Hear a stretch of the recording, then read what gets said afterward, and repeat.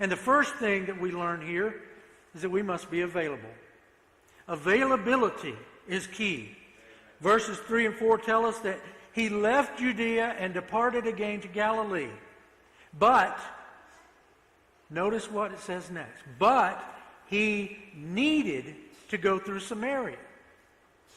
He needed to go through Samaria. This speaks to a strong inner compulsion to go through Samaria. Now, perhaps our Lord was aware that he had this divine appointment with this woman at the well near a village called Sychar. This is significant because when Jews walked from Judea to Galilee, they would go 20 miles out of the way to get there. They didn't walk straight through. And there's a reason for that. They didn't want to go through Samaria. They didn't want to be around Samaritan people. Samaritans were mongrel Jews. They were half-breeds, outcasts. Orthodox Jews considered them as dogs. Yet Jesus was compelled to go through Samaria, among the people. In other words, he was available. Now think about how many people in our world today who are different than us. Do we have a need to embrace them, to love them, to share the gospel with them? Or do we go out of our way to be around them, to get away from them? We don't like the way they look. We don't like the way they talk. They're different.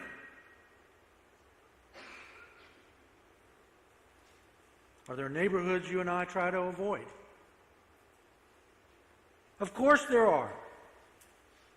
Has it ever occurred to you that if we're not seeing the results, reaching people that we feel comfortable reaching, those who are most like us, perhaps it's because we're refusing to reach out to the people who are different.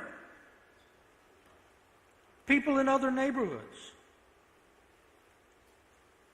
It was no surprise to Jesus that while on his journey he met this Samaritan woman.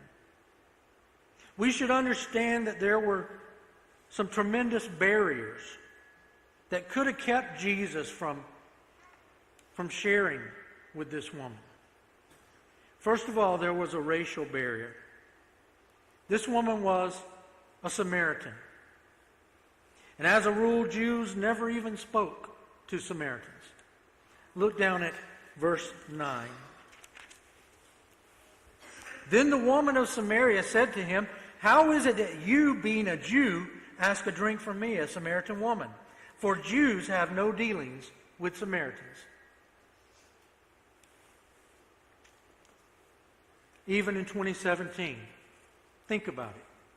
Sunday morning church services are the most segregated time in America.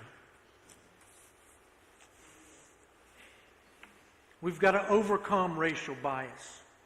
We've got to recognize that we don't serve a white Jesus. And we haven't been saved to go to white heaven. We're not going to spend eternity with a bunch of white people. Jesus has called us to go into all the world, to reach all people, to make disciples of them. There was a racial barrier here, as there is in our day as well. But there was also a cultural barrier. See, Jesus was a rabbi. In verse 9, the woman said, "You're a Jew. I'm a Samaritan woman. Jews have no dealings with Samaritans."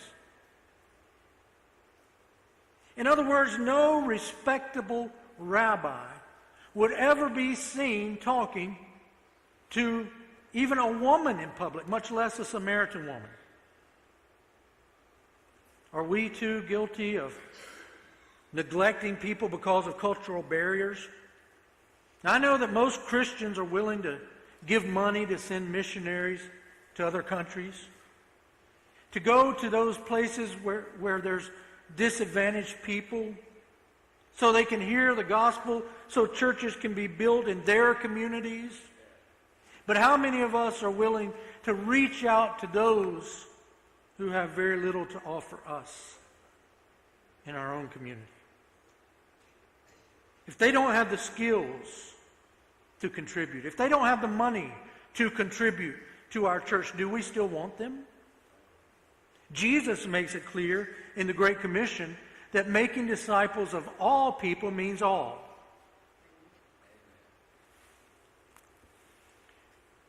So there was a racial barrier, there was a cultural barrier, but there was also a moral barrier. See, Jesus represented everything that was holy, everything that was pure. And this Samaritan lady had a shady reputation.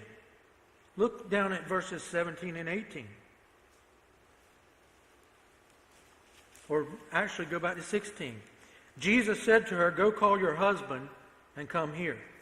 The woman answered and said, "I have no husband." Jesus said to her, "You have well said, I have no husband. For you have had 5 husbands, and the one whom you now have is not your husband. In that you spoke truly."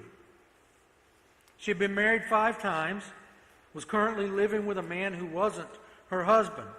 The kind of lady some church people might frown upon if she walked through the doors of the church. The kind of lady a lot of deacons or ministers wouldn't want to be seen talking to in a public place. Her appearance at church would definitely cause a lot of whispers. But isn't she one of the all that Jesus refers to in the Great Commission? There was a moral barrier.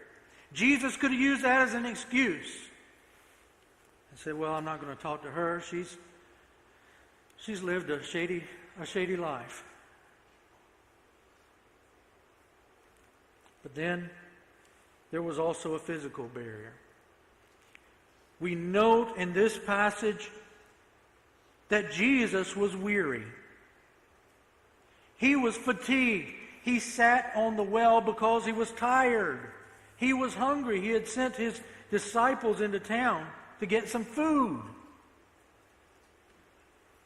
And in spite of everything, he was available.